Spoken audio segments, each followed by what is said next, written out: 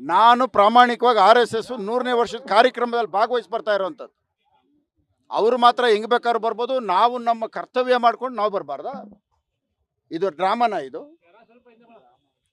ಇದು ಡ್ರಾಮಾ ಅಂತ ಹೇಳ್ತಾರ ಇದ್ರನ್ನ? ಒಬ್ಬ MLAಗೆ ಒಬ್ಬ MP ಗೆ ಅವಮಾನ ಮಾಡಿ ಇದು ಸರ್ಕಾರದ ಕಾರ್ಯಕ್ರಮನ ಕಾಂಗ್ರೆಸ್ ಕಾರ್ಯಕ್ರಮನ? ಅವತ್ತಿನ ಕಾರ್ಯಕ್ರಮ ಅದು DCM ಕಾರ್ಯಕ್ರಮ ಆಗಿತ್ತು. DCM ಅವರು ಗೌರವಯುತವಾಗಿ ಅವರೆಲ್ಲ ಒಂದು ತಮಾಷೆಗೆ ಬರಪ್ಪ ಅಂತ ಕರೀತಾರೆ, ಪಬ್ಲಿಕಲ್ಲೇ ಕರೀತಾರೆ. ಇವರು ಫಸ್ಟ್ ಆಫ್ ಆಲು ಆ RSS ಗಣವೇಶದಲ್ಲಿ ಆ ಒಂದು ಸಭೆಗೆ ಬರೋಂಗಿಲ್ಲ. ನೀವೆಲ್ಲೇ ನೋಡಿ RSS ಬಗ್ಗೆ ಎಲ್ರಿಗೂ ಗೌರವ ಇದೆ. ಅವ್ರು ಯಾವುದೇ ಸಭೆ ಸಮಾರಂಭಗಳಿಗೆ ಅವರ ಗಣವೇಶದಲ್ಲಿ ಬಂದಂಥ ಒಂದು ಉದಾಹರಣೆ ಇಲ್ಲ. ಮುನಿರತ್ನವ್ರದ್ದು ಅಲ್ಲೂ ಸ್ವಾರ್ಥ ಇದೆ. ಆ ಗಣವೇಶದಲ್ಲಿ ನಾನು ಹೋಗ್ಬಿಟ್ರೆ RSS ಅವರು ಎತ್ತಿ ತಲೆ ಮೇಲೆ ನನ್ನ ಕೂರಿಸ್ಕೋತಾರೆ ಅನ್ನೋ ಒಂದು ಕೆಟ್ಟ ದೃಷ್ಟಿಯಿಂದ ಅವರು ಅಲ್ಲಿ ಬಂದರೆ ಒಬ್ಬ ಶಾಸಕನಾಗಿ ಹೋಗಿ ನೆಲದ ಮೇಲೆ ಕೂತ್ಕೋತಾರೆ ಡ್ರೆಸ್ ಹಾಕ್ಕೊಂಡು.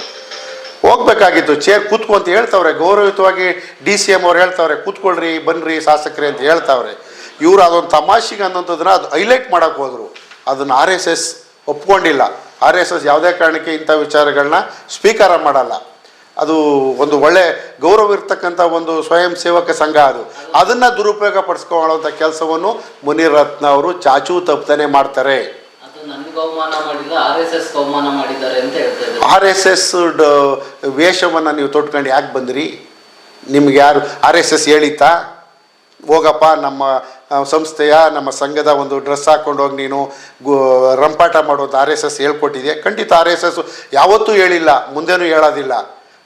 RSS ಬೇರೆ, ರಾಜಕೀಯ ಸಂಬಂಧ ಬೇರೆ.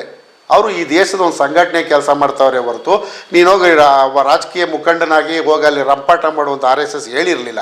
ಅಲ್ಲೂ ಸಹ ತನ್ನ ಸ್ವಾರ್ಥದ ಮಾತುಗಳಾಡ್ತಾರೆ.